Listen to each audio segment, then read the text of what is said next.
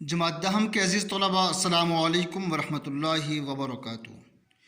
امید کرتا ہوں کہ آپ سب خیریت سے ہوں گے اور آپ نے اس سے پہلے لیکچر کو اچھی طرح ذہن نشین کر لیا ہوگا۔ اب ہم اپنے نئے لیکچر کا آغاز کرتے ہیں۔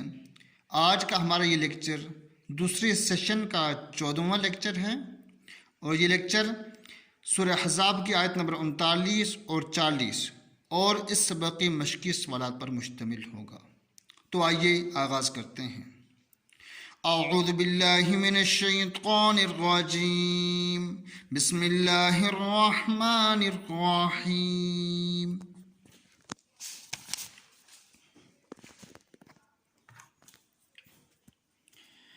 الذین یبلغون رسالات اللہ ویخشونہ ولا یخشون احدا الا اللہ وَكَفَى بِاللَّهِ حَسِيبًا۔ بامحاورہ ترجمہ: اور جو خدا کا پیغام جوں کہ توں پہنچاتے ہیں اور اس سے ڈرتے ہیں، یعنی کہ اللہ تعالیٰ سے ڈرتے ہیں اور اللہ تعالیٰ کے سوا کسی سے نہیں ڈرتے، اور خدا ہی حساب کرنے کو کافی ہے۔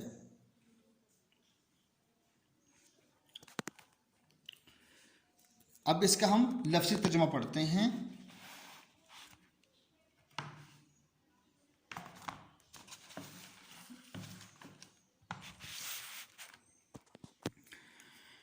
الذین یبلغون، الذین وہ جو، یبلغون پہنچاتے ہیں، رسالات اللہ اللہ تعالیٰ کے پیغامات کو، وَيَخْشَوْنَهُ اور وہ اس سے ڈرتے ہیں، وَلَا يَخْشَوْنَ اور وہ نہیں ڈرتے ہیں، أَحَدًا کسی ایک سے بھی، إِلَّا اللَّهَ سوائے اللہ تعالیٰ کے، وَكَفَى اور کافی ہے، بِاللَّهِ اللہ تعالیٰ، حَسِيبًا حساب لینے والا، وَكَفَى بِاللَّهِ حَسِيبًا اور خدا ہی حساب کرنے کو کافی ہے۔ بامحاورہ ترجمہ: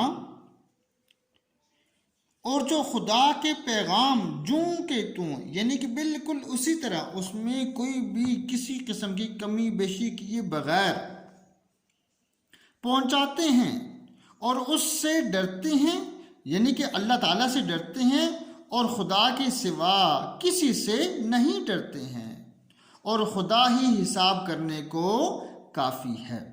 اگلی آیت: ما كان محمد ابا احد من رجالكم ولكن رسول الله وخاتم النبيين وكان الله بكل شيء عليما۔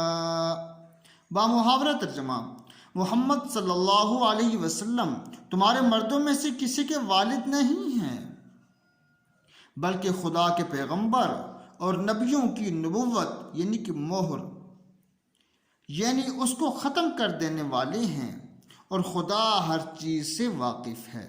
لفظی ترجمہ: ما کانا نہیں ہیں، محمد صلی اللہ علیہ وسلم، ابا باپ، احدن کسی ایک کے، من رجالکم تمہارے مردوں میں سے۔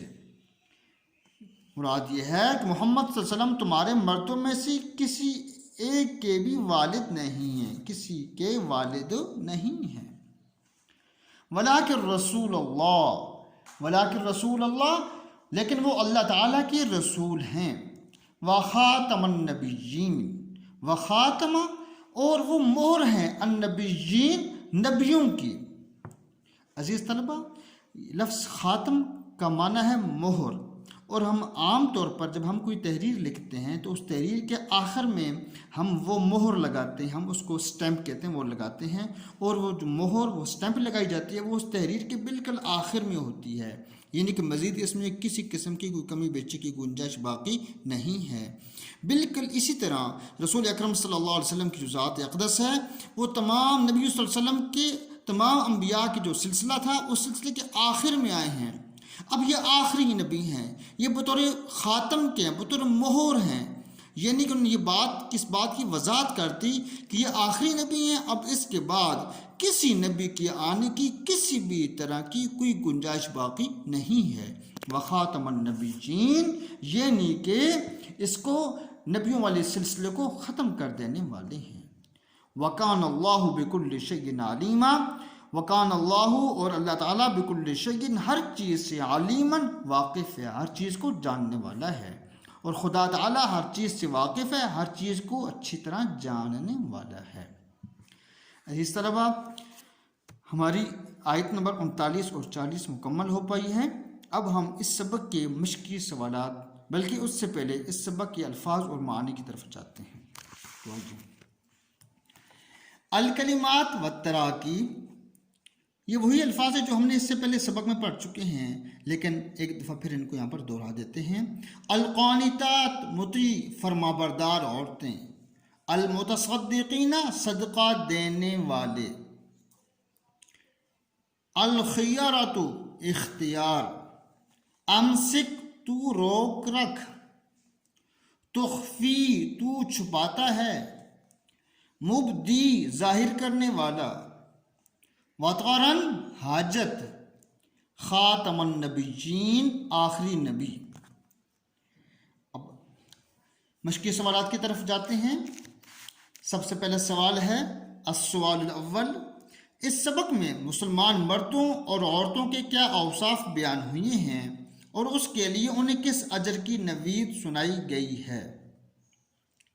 عزیز طلبہ، اس سوال کا جواب ہم شروع کرتے ہیں کہ اس سبق میں مسلمان مردوں اور عورتوں کے مندرجہ ذیل اوصاف بیان کیے گئے ہیں۔